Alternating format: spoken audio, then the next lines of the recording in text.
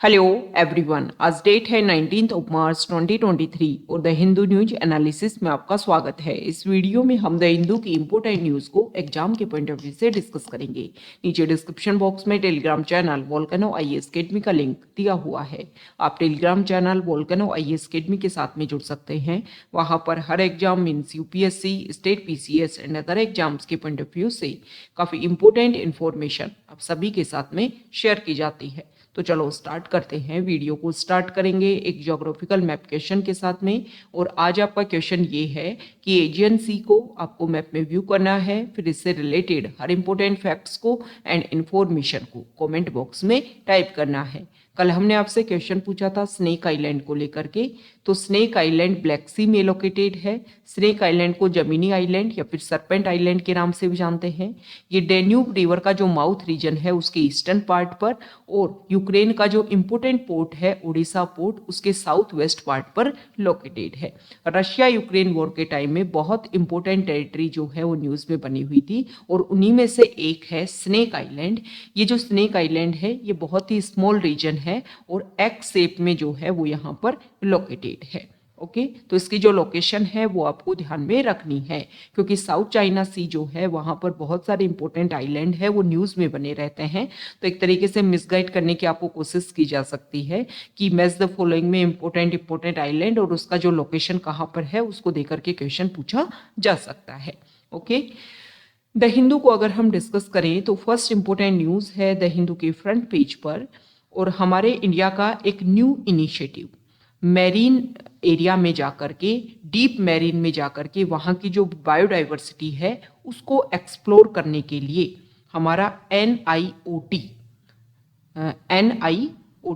National institute of ocean technology Chennai जो है उन्होंने अपना एक नया प्रोग्राम लॉन्च किया है। और इस प्रोग्राम में जो है जिसका यहाँ की ये जो सबमरीन है इसका मत्स्य नाम है, और इस सबमरीन जो है ये लगभग 6,000 मीटर डीप तक जाएगा, और वहाँ पर क्या क्या बायोडाइवर्सिटी है उन सभी को एक्सप्लोर करने की कोशिश करेगा इंडियन ओशन में।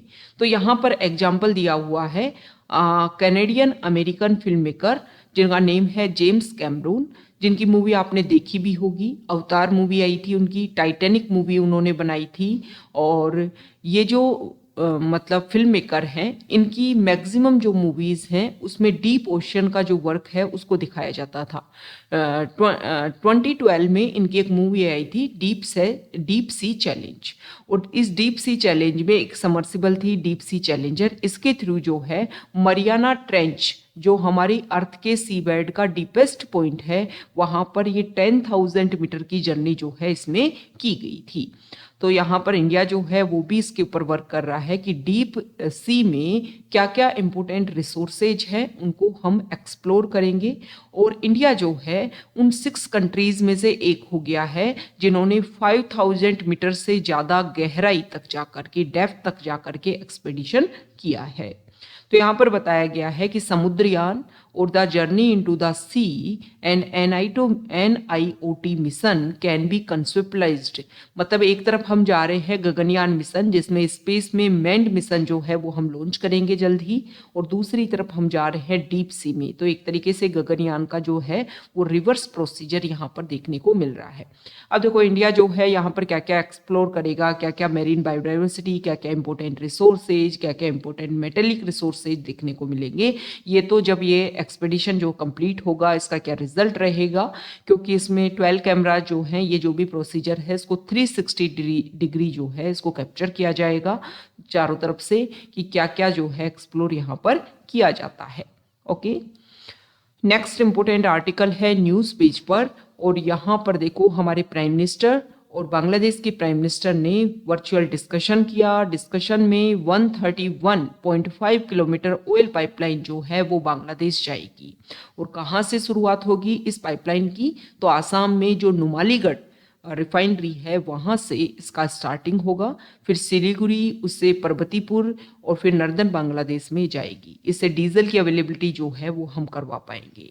अब इससे देखो इंडिया और बांग्लादेश के जो रिलेशन है वो और बेहतरीन होंगे। हालांकि कुछ डिस्प्यूट भी हैं इंडिया और बांग्लादेश के बीच को लेकर के, लेकिन ये एक तरीके से हमारे दोनों कंट्री की जो फ्रेंडशिप है उसको और अच्छे से एस्टेब्लिश करेगी।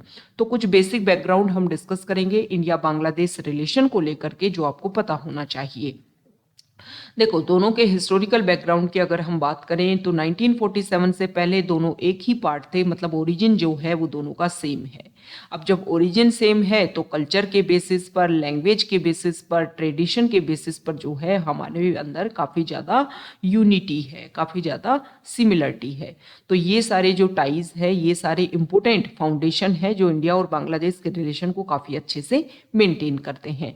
1947 में इंडिया का बाइफर्केशन होता है, पाकिस्तान बन जाता है और बांग्लादेश जो रीजन है, बांग्ला जो रीजन था उसके भी दो पार्ट हो जाते हैं। जो ईस्ट बांग्ला जो था, जो जिसको ईस्ट पाकिस्तान के नाम से जाना गया, वो बन जाता है पाकिस्तान का पार्ट। ओके, अब देखो इसीलिए हमारे यहाँ पर जो वेस्ट बंगाल जो है वो हमारे इंडिया की ईस्टर्न पार्ट पर है, लेकिन फिर भी उसको वेस्ट बंगाल बोला जाता है। क्यों? क्योंकि जो बांग्लादेश, बांग्ला जो रीजन था उसका दो पार्ट जो हुआ तो उसमें जो वेस्टर्न पार्ट है वो इंडिया के हिस्से में आया था। ओके, तो यहाँ पर 1970 से पहले ही जो है ईस्ट पाकिस्तान जो है, जो पहले पाकिस्तान का हिस्सा बना था वेस्ट पाकिस्तान का 1947 में, तो यहाँ पर प्रोटेस्ट होना स्टार्ट हो जाता है क्योंकि ये एक तरीके से बांग्ला लैंग्वेज को प्रायोरिटी नहीं देते। मैक्सिमम रेवेन्यू जो है वो यहाँ से जनरेट होता बांग्लादेश वाले रीजन से, जिसको पहले ईस्ट पाकिस्तान बोलते थे, लेकिन ज़्यादातर जो भी इम्पोर्टेंट जो भी इंस्टीट्यूशन थे या जो ग्रोथ एंड डेवलपमेंट थी वो यहाँ पर किया जाता, मतलब पैसा यहाँ से आता और खर्च कहाँ किया जाता, वेस्ट पाकिस्तान में। और साथ ही साथ में लैंग्वेज को प्रायोरिटी नहीं दी गई, इन्होंने उर्दू को प्रायोरिटी दी, बांग्ला जो लैंग्वेज है उसको यहाँ पर प्रायोरिटी नहीं दी गई। तो इसके बेसिस पर काफ़ी कन्फ्लिक्ट हुए और इसी को लेकर के यहाँ पर जो है वो प्रोटेस्ट होना स्टार्ट हुआ। फिर 1971 में जो है वो यहाँ पर बांग्लादेश जो है वो एक इंडिपेंडेंट कंट्री के रूप में एस्टेब्लिश होता है और उस इंडिपेंडेंस के वॉर में इंडिया ने काफ़ी ज़्यादा सपोर्ट किया था बांग्लादेश को। तो एक तरीके से 16 दिसंबर जो बांग्लादेश का फ्रीडम डे है वो इंडिया में विजय दिवस के नाम से भी सेलिब्रेट किया जाता है। तो आप देखिए कि दोनों ही कंट्री का जो रिलेशन है, और इंडिया फर्स्ट कंट्री है जिन्होंने बांग्लादेश को इंडिपेंडेंट कंट्री का रिकॉग्निशन दिया था। तो ये कुछ रिलेशन है जो इंडिया और बांग्लादेश के जो है एग्जिस्टेंस में काफ़ी इंपॉर्टेंट रोल प्ले करते हैं। अब देखो बांग्लादेश जो है उसका अगर आप मैप देखोगे तो हमारे इंडिया के यहाँ पर इस तरीके से लोकेटेड है, मतलब हमारे इंडिया का जो नॉर्थ ईस्ट है और यहाँ पर जो ईस्टर्न पार्ट है इसके बीच में लोकेटेड है। तो कनेक्टिविटी में इंपॉर्टेंट रोल प्ले करता है। ओके, काफ़ी लंबा हम बॉर्डर शेयर करते हैं, रिलेशन अच्छे रहेंगे तो जो इलीगल माइग्रेंट्स का जो इशू है वो काफ़ी कम देखने को मिलेगा। साथ ही साथ में ये कुछ बेसिक पॉइंट है कि अगर दोनों के रिलेशन रहते हैं तो हमको कनेक्टिविटी मिल पाएगी। बॉर्डर एरिया ज़्यादा शेयर करते हैं तो बहुत सारे इलीगल जो इश्यूज होते हैं वो काफ़ी हम काउंटर कर पाएंगे। साथ ही साथ में दोनों के रिलेशन बेहतरीन रहेंगे तो हम चाइना को भी काउंटर कर पाएंगे, क्योंकि बॉर्डर एरियाज में सभी कंट्रीज़ के साथ रिलेशन अच्छे हैं तो अदर जो कंट्री है वो उसका इंक्रोचमेंट कम देखने को मिलता है। लेकिन कुछ इशू भी हैं, जैसे कि एक रोहिंग्या इशू है। ओके, साथ ही साथ में आप सभी को पता है कि 1985 में आसाम अकॉर्ड हुआ था। क्यों हुआ था? क्योंकि बहुत सारे बांग्लादेशी जो लोग हैं वो यहाँ से आकर के हमारे इंडिया के नॉर्थ ईस्ट में एंट्री कर गए। ओके, तो उन सबको जो है वो यहाँ से बाहर निकालना एक तरीके से, और इस बात के ऊपर फोकस किया गया क्योंकि ज़्यादातर लोग बाहर से यहाँ पर आएंगे तो यहाँ पर इंडिया में जो रिसोर्सेज है उसके ऊपर ज़्यादा बर्डन क्रिएट होगा। तो इन सब को जो है वो फोकस करते हुए जो है वो आसाम अकॉर्ड साइन किया गया था। तो ये कुछ इशू है कि इलीगल माइग्रेंट्स का एक बेसिक इशू है। वाटर डिस्प्यूट जो है वो भी एक बहुत सारा इशू है, क्योंकि यहाँ पर जो हिमालयन रीजन है वहाँ से बहुत सारे रिवर का ओरिजिन होता है और वो यहाँ से पास होती हुई इंडिया से और फिर लास्ट में बांग्लादेश से एंटर करते हुए बे ऑफ बंगाल में अपने आप को मर्ज करती हैं। तो दोनों के कंट्री के बीच में जो है वो वाटर का डिस्प्यूट, जैसे कि तीस्ता रिवर जो है वो काफ़ी ज़्यादा न्यूज़ में रहता है। साथ ही साथ में अगर हम देखें तो कुशियारा रिवर जो हमारे नॉर्थ ईस्ट में फ्लो होती है, इसको लेकर के इंडिया और बांग्लादेश के बीच में एक रिजल्ट आया है अभी लास्ट ईयर। इसकी वजह से कुशियारा रिवर जो है वो न्यूज़ में भी बनी हुई थी। तो रिलेशन में आप कुछ पॉजिटिव पॉइंट रखो कि क्या क्या हमारे लिए बेस्ट पॉइंट है, और कुछ नेगेटिव पॉइंट जो है वो याद रखने की कोशिश किया करो, क्योंकि जीएस पेपर 2 जो है आईएएस में, उसमें आईआर को लेकर के क्वेश्चन पूछा जाता है। उसमें आपको पता होना चाहिए कि दोनों कंट्री के क्या क्या तो रिलेशन है बेहतरीन और क्या क्या नेगेटिव पॉइंट है। सजेशन में आप ये दो कि जो भी इशू है उनको हम अच्छे से सॉल्व करेंगे, और जो भी हमारे रिलेशन है उनको और अच्छे से हम people to people contact basis पर जो है वो एस्टेब्लिश करने की कोशिश करेंगे। ये आप वे फॉरवर्ड में लिख सकते हो। ओके, और हमारी तो हमेशा से जो भी हमारी आईआर पॉलिसी है हमेशा से, उन सब का यहाँ पर आप इंटरव्यूइंग कर सकते हो कि नेबरहुड फर्स्ट पॉलिसी को इंडिया हमेशा प्रायोरिटाइज देता है। इसके बेसिस पर हमारे रिलेशन जो है वो आने वाले टाइम में और बेहतरीन होंगे।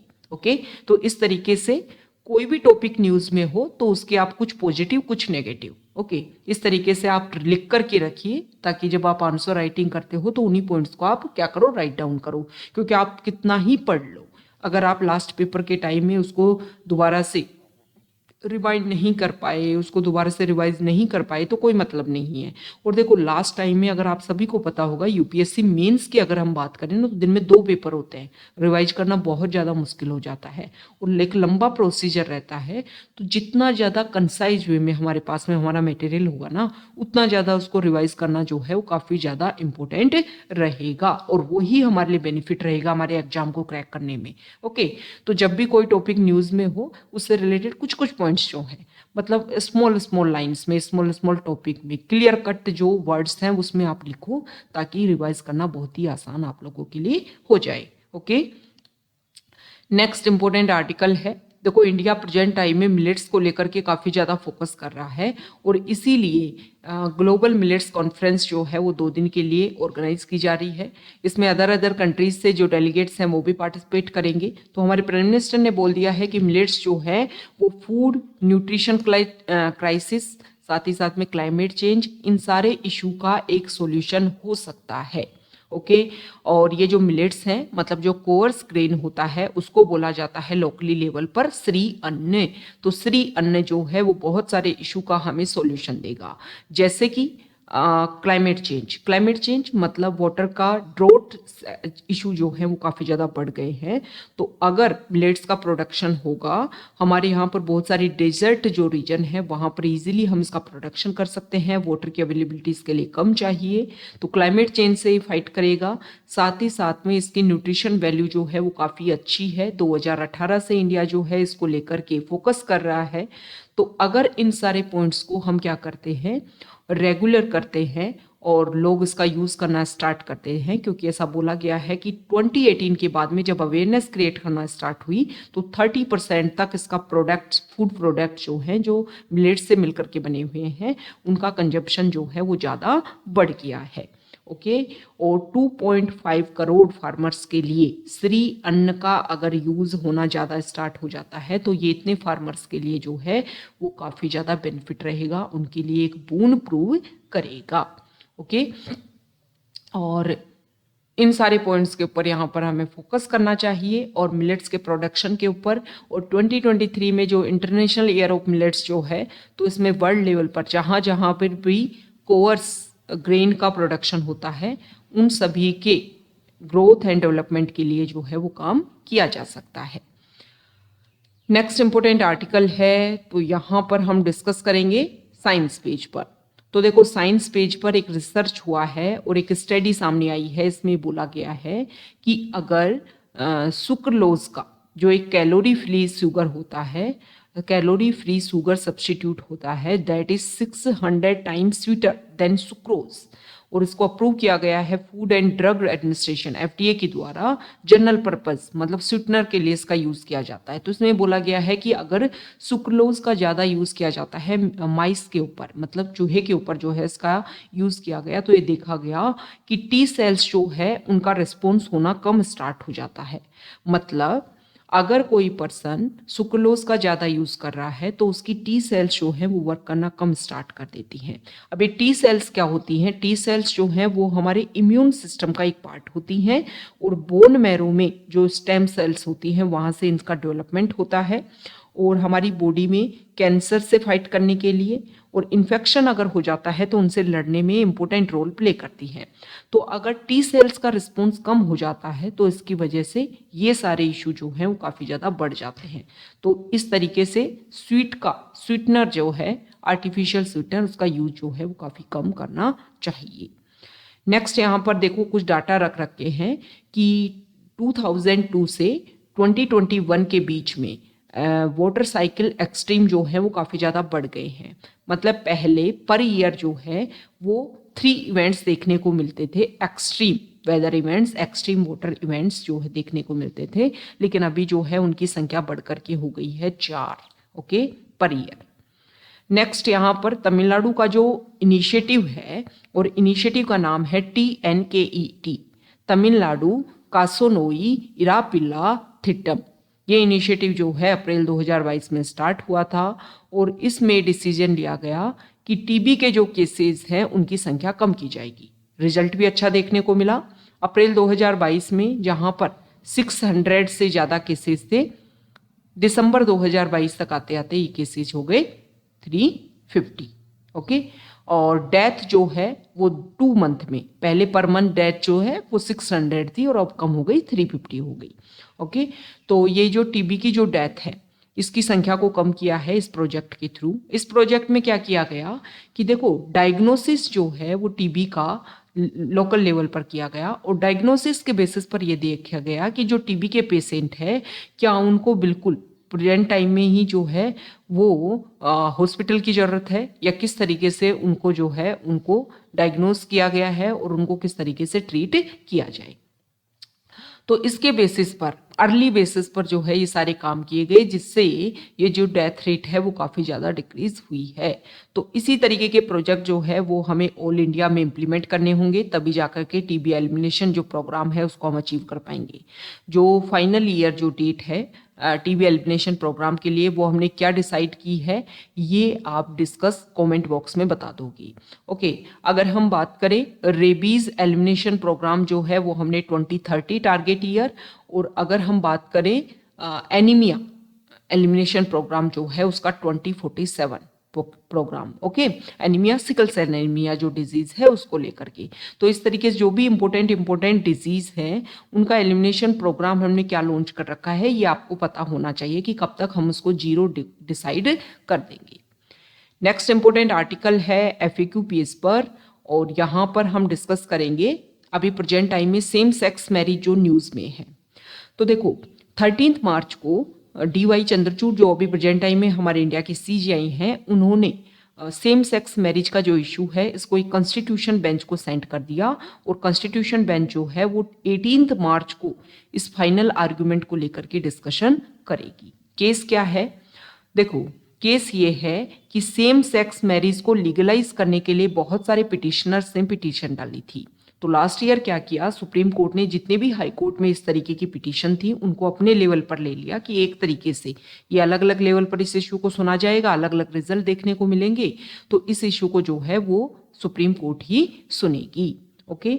तो यहाँ पर जो LGBTQ कम्युनिटी से हैं या फिर सेम सेक्स मैरिज करने वाले जो कपल्स हैं उन्होंने यहाँ पर ये बोला कि सेम सेक्स मैरिज को पर्सनल लॉ के बेसिस पर क्या है अलाउ नहीं किया जा रहा है। तो सेम सेक्स मैरिज को स्पेशल मैरिज एक्ट 1954 के बेसिस पर जो है वो अलाउ किया जाए ताकि जो इस तरीके के कपल हैं उनको भी लीगलाइज और जो भी इम्पोर्टेंट राइट्स हैं एक मैरिज से जो भी राइट्स मिलते हैं वो उनको दिए जाएं, क्योंकि उनका ये मानना है कि अगर सेम सेक्स मैरिज को लीगलाइज नहीं किया जाता है तो जो LGBTQ जो कम्युनिटी है उसके जो कपल्स हैं वो एक चिल्ड्रन को अडॉप्ट नहीं कर सकते हैं और एक बच्चा सरोगेसी के थ्रू नहीं ले सकते हैं। साथ में उनके पास में इनहेरिटेंस, मेंटेनेंस, टैक्स बेनिफिट को लेकर के ऑटोमेटिक जो राइट्स होते हैं एक कपल के पास में वो नहीं आएंगे।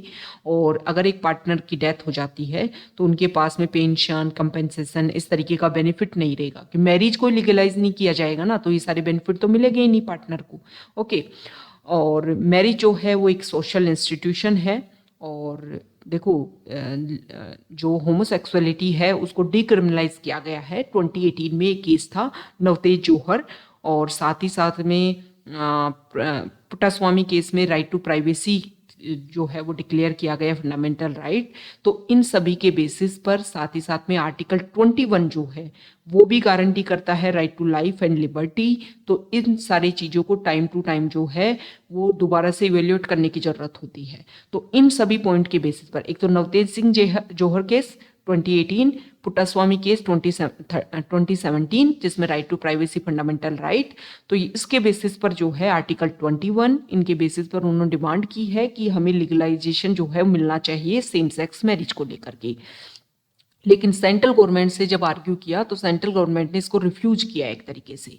सेंट्रल गवर्नमेंट का ये मानना है कि जो मैरिज जो है वो अपोजिशन जो सेक्स होता है फीमेल एंड मेल के बीच में होता है, और हमारी लॉन्ग कल्चर एंड ट्रेडिशन रहा है, इसको एक तरीके से डाइल्यूट करेगा। सोसाइटी का जो बैलेंस है उसको ख़त्म कर देगा सेम सेक्स मैरिज।